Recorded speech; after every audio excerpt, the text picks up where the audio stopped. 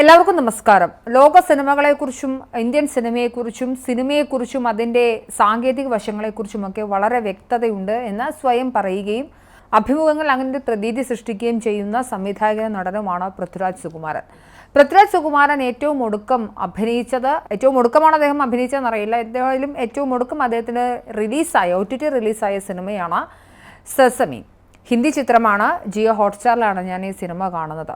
എനിക്ക് അറിയാൻ പാടില്ലാത്തത് കൊണ്ട് ചോദിക്കുകയാണ്. ഇദ്ദേഹം ഈ അഭിമുഖങ്ങളിൽ മാത്രം സ്റ്റാർ ആവുകയും ഒരു ഇൻ്റർവ്യൂ സ്റ്റാർ മാത്രമാവുകയും എന്നാൽ അന്യ സംസ്ഥാനങ്ങളിലേക്ക് കടന്നു കഴിഞ്ഞാൽ പിന്നെ പടക്കക്കടയ്ക്ക് തീ കൊളുത്തിയ പോലെയാണ് പൃഥ്വിരാജ് ചിത്രങ്ങൾ. ഒറ്റയൊരെണ്ണം പോലും കഥയില്ല, തിരക്കഥയില്ല, ഒരു സിനിമ പോലും മികച്ച സാമ്പത്തിക വിജയം നേടുന്നതായി പോലും കണ്ടില്ല. സർസമീൻ അങ്ങനെ ആയിരിക്കില്ല എന്ന് പ്രതീക്ഷിച്ചാണ് ജിയോ ഹോട്ട്സ്റ്റാറിൽ പൃഥ്വിരാജിൻ്റെ മുഖം കണ്ടപ്പോൾ എന്നാൽ സിനിമ കണ്ടേക്കാം എന്ന് വിചാരിച്ചത്. പക്ഷേ നിർഭാഗ്യകരം എന്ന് പറയട്ടെ, ഈ സിനിമ മറ്റേതെങ്കിലും ഒരു പടത്തിനേക്കാളും വെറും പാട്ടയടി മാത്രമായിരുന്നു എന്നതാണ് യാഥാർത്ഥ്യം.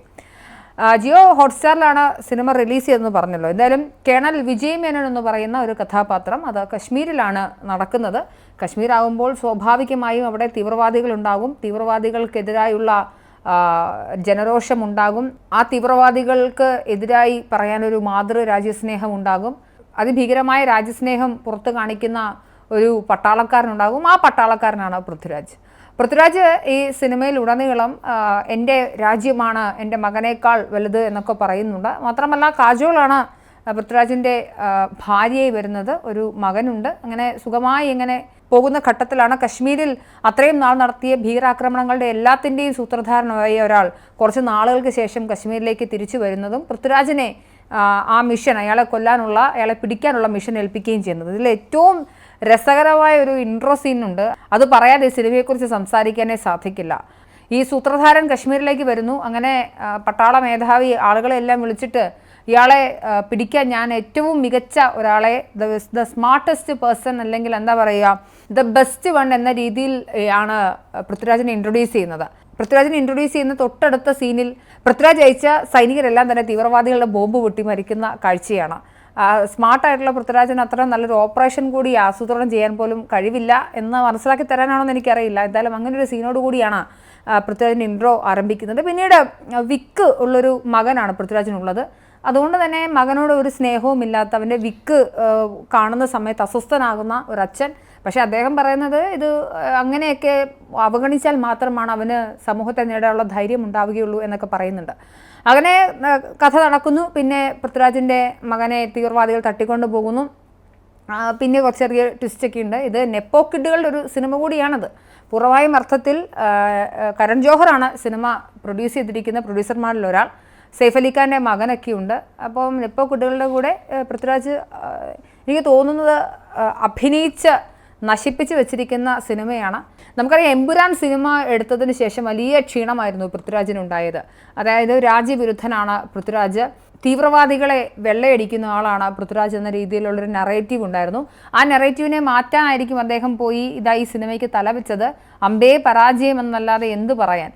നെപ്പോ കിഡുകളുടെ പോയി തല്ലുമേടിക്കുക, അവിടെ ചെന്ന് നാടകം കളിക്കുക, ഒരു തിരക്കഥയോ എന്തെങ്കിലും ഒരു മികച്ച കഥാപശ്ചാത്തലമുള്ള ഒരു സിനിമയെങ്കിലും അദ്ദേഹം അഭിനയിച്ചതായി ഇങ്ങനെ എനിക്കറിയില്ല. മറ്റ് ഭാഷകളിൽ ഉണ്ടെങ്കിൽ നിങ്ങൾക്ക് തിരുത്താവുന്നതാണ്. ഇതിൽ വളരെ രസകരമായ മറ്റൊരു സീനുണ്ട്. ഈ മകനെ ടെററിസ്റ്റുകൾ ട്രെയിൻ ചെയ്യിപ്പിക്കുന്നുണ്ട്. അപ്പോൾ സെയ്ഫ് അലി ഖാൻ്റെ മകനെ ട്രെയിൻ ചെയ്യിക്കുന്ന സമയത്ത് പൃഥ്വിരാജ് പണ്ട് തീവ്രവാദികളോട് പറഞ്ഞ ഒരു ഓഡിയോ ഉണ്ട്, എൻ്റെ മകനേക്കാൾ വലുതാണ് എൻ്റെ മാതൃരാജ്യമെന്ന്. അതിങ്ങനെ ഓഡിയോ കേൾപ്പിച്ചിട്ടാണ് സെയ്ഫ് അലി ഖാൻ്റെ മകനെ ട്രെയിൻ ചെയ്യിപ്പിക്കുന്നതൊക്കെ.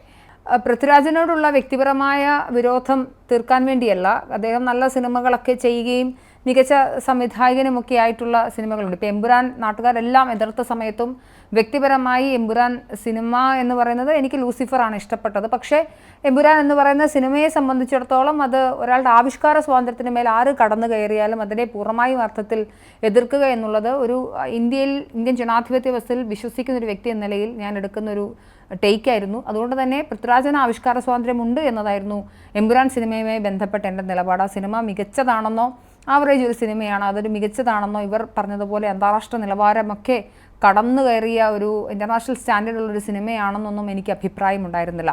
അങ്ങനെ പൃഥ്വിരാജിൻ്റെ മറ്റൊരു തള്ളു കൂടി ഇപ്പോൾ സിനിമയായി വന്നിരിക്കുകയാണ്.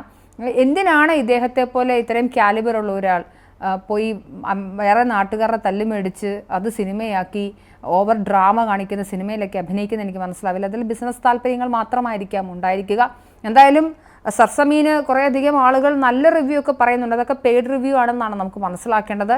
5 പൈസയ്ക്ക് കൊള്ളില്ലാത്ത കഥയും അതാർക്കും തിരിച്ചറിയാൻ സാധിക്കുന്നത്. അതിനകത്ത് ഏറ്റവും വലിയ രസകരമായ സംഗതി, ഈ കശ്മീരിൽ എല്ലാം തീവ്രവാദികളാണ്, കശ്മീരിൽ സമാധാനത്തോടെ ജീവിക്കുന്ന ആരുമില്ല എന്നുള്ളതാണ് കശ്മീർ സിനിമകളുടെ അല്ലെങ്കിൽ കശ്മീർ പ്ലോട്ടായി വരുന്ന സിനിമകളുടെയൊക്കെ ഒരു പ്രത്യേകത. മാത്രമല്ല ഒരു രക്ഷകൻ മാത്രമേ ഉള്ളൂ.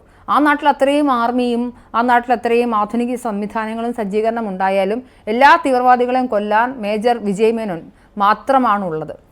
അത്രയും ഒരു ഗതികെട്ട ഭരണ സംവിധാനമാണോ നമ്മുടെ നാട്ടിലുള്ളതെന്ന് വരെ നമുക്ക് തോന്നിപ്പോകും. ആ അർത്ഥത്തിലാണ് പൃഥ്വിരാജ് അഭിനയിച്ച് വെച്ചിരിക്കുന്ന സിനിമയുടെ തിരക്കഥയുള്ളത്. ഇതൊക്കെ അഭിനയമാണോ നാടകമാണോ എന്താണ് കാണിച്ച് വെച്ചിരിക്കുന്നതെന്ന് അറിയില്ല. എന്തായാലും പൃഥ്വിരാജിൻ്റെ അടുത്ത പാട്ടേടിയാണ് സർസമീൻ. കുറേ ബോംബ് പൊട്ടിക്കുന്നു, കുറേ തീയും ബഹളവും, പിന്നെ പൃഥ്വിരാജിൻ്റെ ചില ഡബ്ബിങ്ങിൻ്റെ അരോചകത്വവും ഒക്കെ അതിനുള്ളിലുണ്ട്.